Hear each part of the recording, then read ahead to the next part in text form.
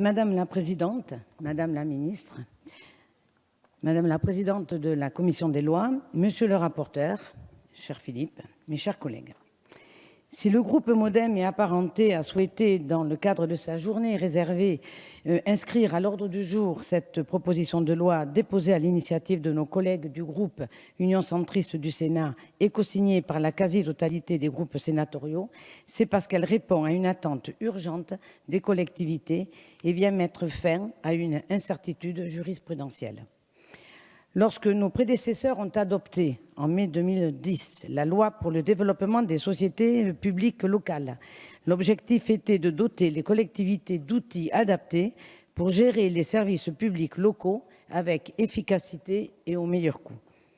En effet, l'arrêt Teccal, rendu en 1999 par la Cour de justice des communautés européennes, avait autorisé les collectivités locales à confier des opérations d'intérêt général à des sociétés publiques qu'elles détiennent et contrôlent sans qu'une mise en concurrence soit nécessaire.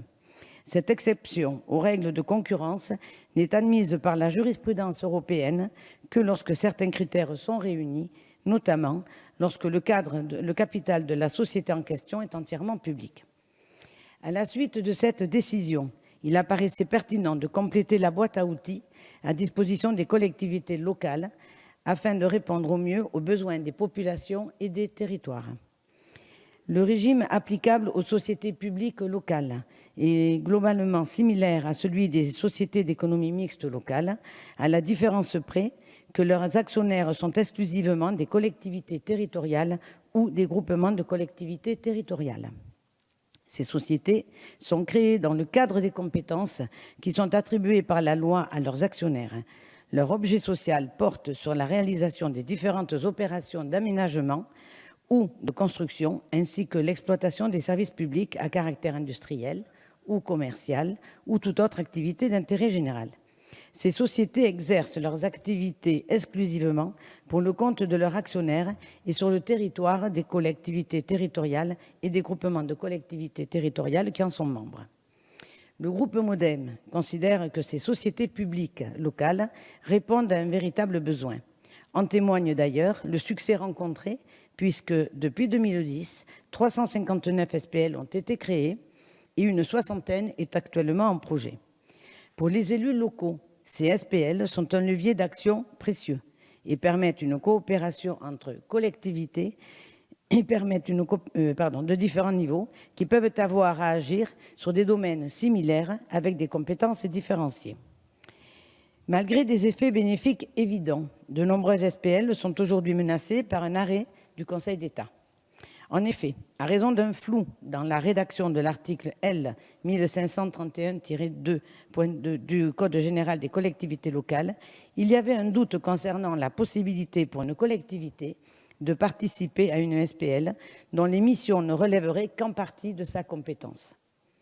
À la suite de jurisprudences divergentes de plusieurs tribunaux et cours d'appel administratifs, le Conseil d'État a tranché par un arrêt du 14 novembre 2018 et estimé que la participation d'une collectivité territoriale ou d'un groupement de collectivités territoriales à une société publique locale est exclue lorsque cette collectivité territoriale ou ce groupement de collectivités territoriales n'exerce pas l'ensemble des compétences sur lesquelles porte l'objet social de la société. Cet arrêt est problématique car il méconnaît de manière évidente l'intention de nos prédécesseurs législateurs.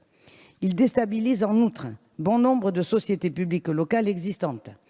Depuis l'arrêt du Conseil d'État, nombreux sont les préfets ayant invité des SPL à modifier leur statut ainsi que la composition de l'actionnariat. Cette décision du Conseil d'État nous paraît d'autant plus absurde que l'un des principaux intérêts des SPL résidait précisément dans la possibilité pour des collectivités territoriales de différents niveaux de constituer ensemble des opérateurs communs pour gérer un certain nombre d'activités de manière efficace et rationnelle. Dans ma circonscription, 4 SPL sont concernés et l'arrêt du Conseil d'État, notamment dans le domaine de la mobilité et du développement économique. Il s'agit bien là d'un enjeu politique. C'est pourquoi le groupe MoDem considère qu'il y a urgence à neutraliser les effets de la jurisprudence du Conseil d'État. Il y a évidemment d'autres enjeux sur les sociétés publiques locales, notamment en matière de transparence et de régulation. Une nouvelle étude de la Cour des comptes est d'ailleurs en cours, dont il faudra tirer les conséquences en temps utile. Je ne doute pas que de prochains véhicules législatifs permettront de répondre efficacement à ces besoins.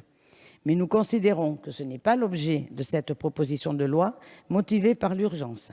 Pour ces raisons, le groupe MODEM souhaite que cette PPL soit adoptée conforme, de manière à entrer rapidement en vigueur et ainsi sécuriser l'avenir de nombreuses sociétés publiques locales. Je vous remercie.